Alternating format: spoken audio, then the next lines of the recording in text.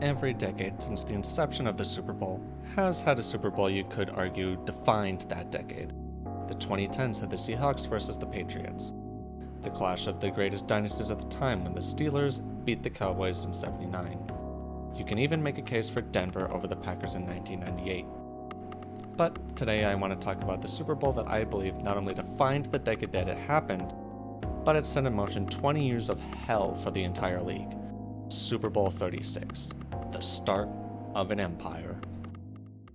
Over a year ago now, I made a video doing a deep dive on Super Bowl 49 and how I thought it was the Super Bowl that defined the 2010s.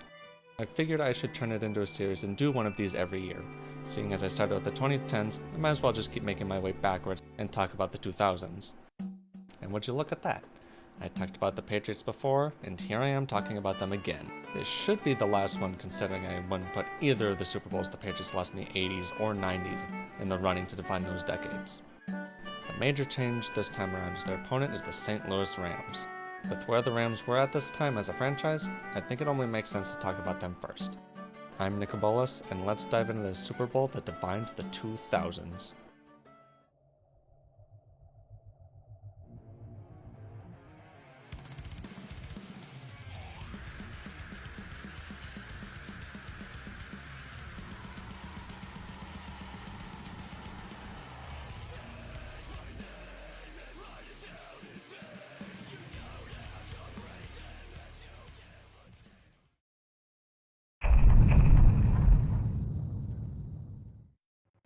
The greatest show on turf was in full force at this point in time, being only 2 years removed from Super Bowl 34 against the Tennessee Titans.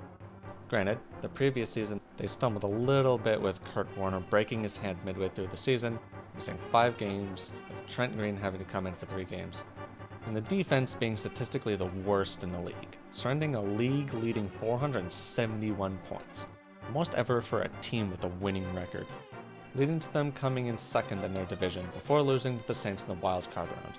It was rather ugly for them at the time.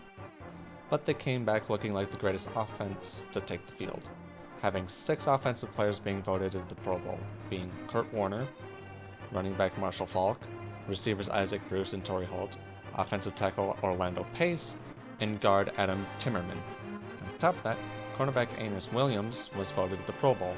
It was absolute dominance on the offensive side of the ball. They earned that title of the greatest show on turf. They only scored less than 20 points as a team twice. In Week 5 in a win against the Giants 15-14, and in Week 11 when they lost the Buccaneers 17-24. On the road to scoring 503 regular season points, averaging a whopping 31.4 points per game, and gaining an insane 6,690 offensive yards. They were the league's unstoppable force, punting only 43 times during the regular season, which, considering how many turnovers they had, doesn't actually look all that good now that I think about it. The defense had also greatly improved from the year before, going from the worst scoring defense to the 7th best, allowing 273 points during the regular season, averaging 17.1 points per game. They only surrendered 20 or more points 5 times, and 30 or more points twice, versus them scoring 30 or more points 11 times. They also scored 40 or more points 3 times. Yardage-wise, they were the 3rd best defense in the league, surrendering 4,471 yards, on top of creating 34 turnovers, which was 9th best in the league. That stat is overshadowed by their offensive turnovers though, as they had a staggering 44 turnovers surrendered, leaving them with a -10 turnover differential. Despite that, the Rams dominated their way to a 14-2 record, their 2 losses being the 17-24 loss to Tampa I mentioned earlier, and a 31-34 loss to the Saints in Week 7. Something from the regular season I want to quickly talk about, that they were supposed to play the Atlanta Falcons in Week 2 on September 16th, but due to a little something called 9/11 happening, the game was scheduled to January 6th. In fact, all games in Week 2 were moved to either January 6th or 7th to make up for this break, pushing the playoffs back a week later than normal. Now, going into the NFC playoffs, the Rams held the first seed and would host the Packers in the divisional round, absolutely dominating them. Favre having a god-awful day, throwing a playoff record-tying 6 interceptions, To add insult to injury, the Rams defense returned 3 of those interceptions for touchdowns. Who needs offense when you could win the game without scoring a single point on offense? Well, the offense wasn't just going to let the defense have all the fun, as they produced 24 of their 41 points. 3 touchdowns and a field goal to be more specific. It seemed like somewhat a close game at halftime, as it was only 24-10 at the time, but 2 more Rams touchdowns put them up 38-10 at the end of the third, putting the game out of reach. The fun fact about those last 3 touchdowns scored in the game is they were all thrown by Favre. The not so fun fact about that is that 2 of those last touchdowns were thrown to Rams defenders, before he threw his last touchdown to Antonio Freeman. Another thing to note about Favre's 3 pick sixes is that he threw 2 of them to Aeneas Williams, being the first player to have 2 interceptions returned for touchdowns in a playoff game. Now it was on for the Rams to host the Eagles. The conference championship was not the cakewalk the Rams had the week prior against the Packers. They weren't dealing with the Favre-led team anymore.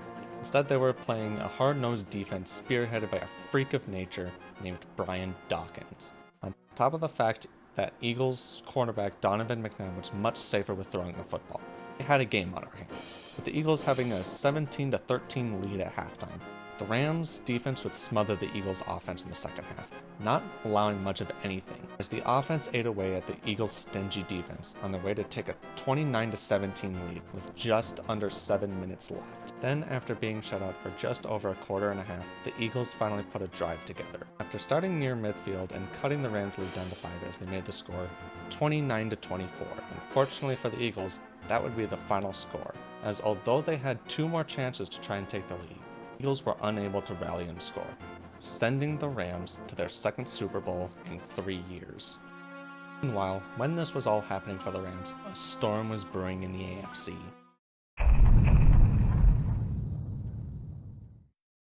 The year prior was the beginning of something the NFL would never have expected, as the Patriots hired Bill Belichick as their head coach, who had just left the head coach position on the Jets only after 1 day.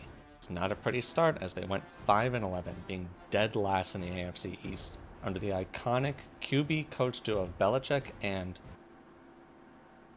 Drew Bledsoe? Okay. I know the story of what led to the Patriots dynasty is a pretty well-known one, starting with the bizarre circumstances surrounding Belichick joining the Patriots. Tom Brady being drafted in the 6th round the year prior, the fact Brady was the 4th-string quarterback in his rookie season, and the cherry on top, Drew Bledsoe having a blood vessel tear in his chest, leading to Brady taking over the starting job in just year 2 of his career. The rest is history, right? I'm still going to go over the season, because that's only a few parts of said story. Despite being the early beginnings of Tom Brady taking over the Rams, the Patriots managed a formidable scoring team, putting up the 6th most points at 371 points, 23.2 per game, even though they were 19th in yards at just under 4,900. They still had some impressive performances. For example, 1 week after losing Bledsoe, being Brady's first career start, they hosted the 2-0 Colts and controlled the whole game, beating the life out of them, 44-13. Sure, Brady only threw for 168 yards in the first game of his rivalry with Peyton Manning. There was only 2 defensive touchdowns by the Patriots all game, but that means the offense still managed 30 points, 1 point being up 23-0. The Colts seemingly had no answers for the Patriots, and that's just kind of how the whole season went. When the Patriots won, it just seemed like no one had an answer to what the Patriots had, with the Patriots averaging a margin of victory being nearly 14 points, winning some close ones, but also crushing teams like the Colts twice, winning both games by at least 21 points, and beating the Michael Vick-led Falcons. But at the same time, when they lost, it wasn't really all that close, and they were usually ugly games, like being blown out by the Dolphins 31-10 just 1 week after beating the Colts by 31 points. You can even look at Brady's first game of the season, when they lost 10-3 to the Jets when Bledsoe got hurt, with the average margin of loss being just over 10 points a loss. Their closest loss being their Week 1 game against the Bengals that ended 23-17 when Bledsoe was at the helm. So the offense was either stifled or unstoppable when it counted. But what about that mythological Belichick defense? Well, let's take a look at them. Points-wise, they surrounded 272 points, exactly 17 per game, which similarly to their offense was good enough to be ranked 6th in the league. Now for yards, that's where it becomes apparent that the Patriots had a bend, don't break mentality. They ranked 24th in most yards surrendered, which is the exact opposite of the spectrum that they ranked in points. To contrast that, they had the 8th most turnovers in the league, stealing the ball from opponents 35 times, while maintaining a positive turnover ratio at +7. You really have to give it to Belichick for how quickly he turned this team around, as he completely flipped their record from the year prior. The Patriots went from 5-11 being dead last in the division to being 11-5 and earning the second seed in the AFC playoffs. You could make the argument that they were punching way above their weight class going into the playoffs. The Patriots would host their first playoff game in the Brady era against the Oakland Raiders, who were just a year away from their most recent Super Bowl appearance. It was the perfect weather for football during this time period, snow, and lots of it, making it a defensive battle. One that appeared that the Raiders were controlling. With 17 minutes left in the game, the Raiders took a 13-3 lead with a Sebastian Janikowski field goal. The Patriots were off to a really slow start and had been shut out most of the game. But once the fourth quarter started, the legend of Tom Brady really began. He would start by leading them in a 10-play, 67-yard drive that ended with Brady running it in for a 6-yard touchdown. The defense would manage to do its job, giving the ball back to the offense, where absolutely no controversial calls would happen. There's absolutely nothing to talk about this drive outside of the fact that it's impressive. Adam Vinatieri managed to make a 45-yard field goal in the snow. Yes, I know the Tuck rule call. I'm not going to talk about it because literally everyone who talks about this game has something to say. Anyways, regulation would end with both team box scores showing 13. Now, a note for this time period. In overtime, any point scored would win the game. And the coin toss landed in New England's favor, putting the ball right back in Brady's hands, and he did exactly what he would become known for, marching his team right down the field to set them up for a game-winning field goal. And for the first time all game, the Patriots held the lead and were moving on to the conference championship, not once having more points than the Raiders while the game clock was running. After that, it was on to Pittsburgh to face the number 1 seeded Steelers. This game would be a little slow-moving, similarly to the divisional round game for the Pats. The first points weren't scored until Troy Brown returned a punt for a touchdown with just under 4 minutes left in the first quarter, putting the Patriots up 7-0. The Steelers would respond with a field goal to start the second quarter, after which Tom Brady would attempt to lead the Patriots to their first offensive touchdown, but was knocked out of the game mid-drive, thrusting Bledsoe back into the head of the team for the first time since week 2. He would pick up right where Brady left off, taking the team down the rest of the way for a touchdown. The next points wouldn't be scored until later in the third when the Patriots defense would come through, as they blocked a Steelers field goal attempt, before returning it for a touchdown, with 3 different Patriots players touching the ball on this play. And now this is the score. The Steelers would respond with a pair of touchdowns to cut the Patriots' lead to 4 before the end of the third quarter. But the last point scored in the game would be early in the fourth quarter when Adam Vinatieri put the Patriots up 24-17. The Steelers would not make it back into scoring range again as quarterback Cordell Stewart threw 2 interceptions, sealing the game. For the third time in franchise history, the Patriots would be going to the Super Bowl. Their next obstacle? The greatest show on turf. Going into this game, we have 2 strong offenses, the Patriots offense really being the surprise here, and 2 powerhouse defenses clashing over a Lombardi. Comparing the two, we have 2 offenses in the top 10 in scoring, as well as 2 defenses that were top 10 in scoring, being 6th as the Patriots and the 7th as the Rams. This game was either going to be an explosive offensive battle or 2 immovable defenses smothering these offenses. But I think I've given more than enough setup. Let's jump into the game. The Rams start off the game with the football and a 37-yard kick return. Wow. Why don't we have these introducing graphics anymore? There were some real creative ways to introduce players back in the day. Could you imagine what they'd look like with today's graphic production? Anyways, the Rams start off the game with an incomplete pass. Warner finds Torrey Holt deep down the middle for a nearly 20-yard gain on their second offensive play. But they wouldn't do much after that, as only a few plays and 1 penalty later, the Rams would have to punt it to the Patriots, pinning them down at their own 3. The Patriots would get away from their goal line with a big play of their own, even driving up near the 50 almost at will. But Lovie Smith's defense would finally make the Patriots stall out, allowing only 3 yards on 3 plays after the Patriots quickly moved 40 yards. The Patriots would then punt it into the Rams' end zone, putting the Rams at their own 20. After watching this game, there's something that I picked up on. Seemingly all game, Ty Law's priority was ghosting Isaac Bruce. He would often drop his shoulder into Bruce whenever he had the ball. That just seemed to be Belichick's game plan though. To get into the heads of the Rams' speed receivers and knocking them off rhythm by hitting them hard every play, if the ball was near them or thrown their direction. Although the Rams were moving the ball down the field, the Pats' aggression seemed to be paying off, as the Rams would only settle for a field goal on this drive. The next Pats drive would start off at their own 19, where they don't really have a response to the Rams' defense this drive. But the Patriots' defense does seem to have an answer for the Rams, as the first quarter ends with Kurt Warner being sacked. Starting the second quarter, the Rams forced their way downfield to around the Patriots' 35 before stalling out. They would attempt a field goal that would go up and to the left. Missed. Unfortunate. I do want to mention that John Madden says something about a 52-yard field goal basically being out of most kickers' range. Really shows how the game can change in 23 years. Nowadays, if a kicker can't make that kick, they usually don't have a job for very long. Not much to say about the next Patriots drive, as they have 3 offensive plays before punting it right back to the Rams. One guy can get penetration, you know that there's going to be a whole bunch of guys. And if the one guy can get in there, here comes 2, 3, 4, and 5 right now. The next Rams drive, they almost moved the ball at will, until the play that basically flipped the script on this game.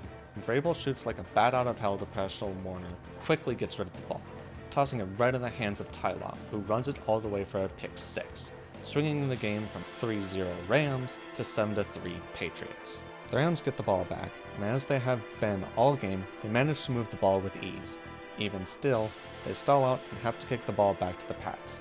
Meanwhile, the Pats don't really move the ball either, and are forced to punt it to the Rams. He comes on a delay. The Rams make a valiant effort to get points on the board before halftime, but end up turning it over on downs, giving Brady the prime opportunity to drive 40 yards down the field and score a touchdown, sending us to halftime with a score, Patriots 14, Rams 3. The second half starts with the Patriots returning the opening half kick past their own 30, and Bill Belichick being short with the media, as always. Granted, they don't do anything on that drive and have to give it to the Rams, which the Rams would respond with a punt of their own. Nice. Comes on a delay. The Patriots then try to pull some trickery with a reverse where Brady leads with some blocking, if you want to call it that. The drive looked like it was going nice, but they have yet another punt. God, there's so much punting in this game.